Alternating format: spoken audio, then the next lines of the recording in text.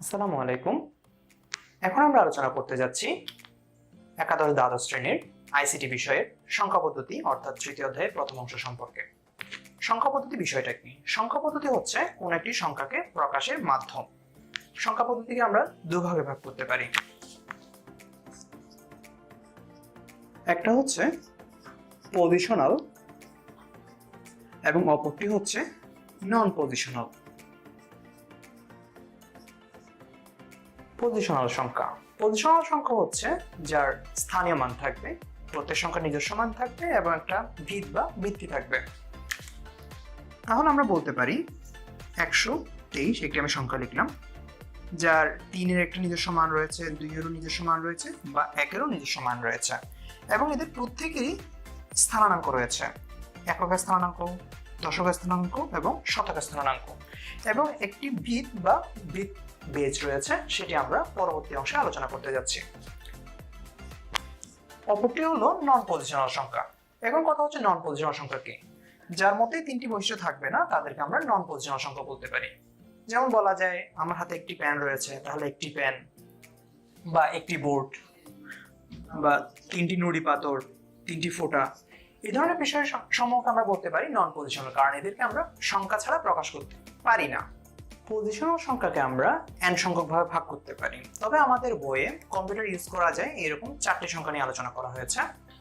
সেটা হচ্ছে decimal, binary, octal এবং হেক্সাডেসিমেল। ডেসিমেল সংখ্যা হচ্ছে 0 থেকে 9 পর্যন্ত যে সকল সংখ্যা থাকবে, অর্থাৎ 0, 1, 2, 3, 4, 5, 6, 7, 8, 9, এই সংখ্যা সমূহ হবে ডেসিমেল সংখ্যা। মোট 0 থেকে 9 পর্যন্ত 10টি সংখ্যা, সুতরাং বেসটা হবে 10। এখন বেস বা ভিত জিনিসটা কি? বেস বা ভিত হলো কোন একটি সংখ্যা পদ্ধতিতে মোট কতটি মৌলিক প্রতীক রয়েছে। এখানে প্রত্যেকটা অঙ্কই মৌলিক প্রতীক হিসেবেই কাজ করবে।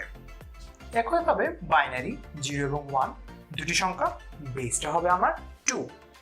অক্টাল সংখ্যা 0 থেকে 7 মোট 8টি সংখ্যা, সেক্ষেত্রে আমরা এটার বেস বলতে পারি 8। এখন দেখা যাক হেক্সাডেসিমাল কি। হেক্সা শব্দের অর্থ হচ্ছে 6, ডেসিমেল 10, তাহলে 6 + 10 = 16, অর্থাৎ 16টি সংখ্যা থাকবে এখানে।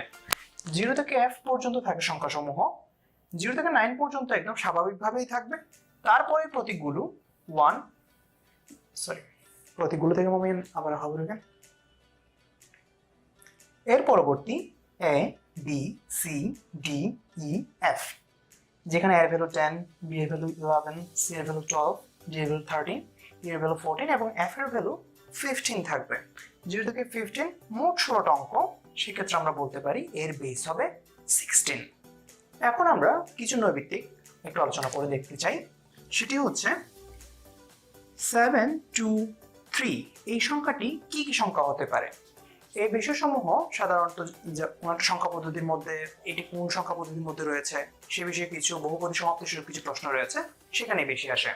এখন আমরা সংখ্যা পদ্ধতির প্রাথমিক ধারণা রিলেটেড কিছু এমসিকিউ সম্পর্কে জানব।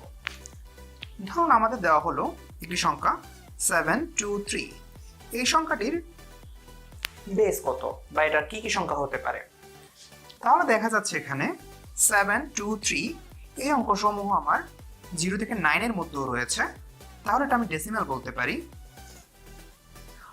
অথবা 0 থেকে 7 এর মধ্যেও রয়েছে, তাহলে আমি এটাকে অক্টালও বলতে পারি, অথবা 0 থেকে f এর মধ্যেও রয়েছে, সুতরাং এটাকে আমি হেক্সাডেসিমেল বলতে পারি। তবে এটাকে আমি কোনোভাবেই বাইনারি বলতে পারি না, যেহেতু বাইনারি সংখ্যা শুধুমাত্র 0 এবং 1 দিয়ে হবে। এছাড়াও আমরা একটি সংখ্যা 101, এই সংখ্যাটি কি কি হতে পারে? এটা কি অক্টাল হবে, বাইনারি হবে? এই ধরনের প্রশ্ন আপনাদের আসতে পারে বহুপদী সমাপ্ত হিসেবে। তাহলে এই সংখ্যাটি 0 এবং 1, এই সংখ্যাটি ডেসিমেলও রয়েছে, বাইনারিতেও রয়েছে, অক্টালও রয়েছে, কিংবা হেক্সাডেসিমেলের মধ্যে রয়েছে।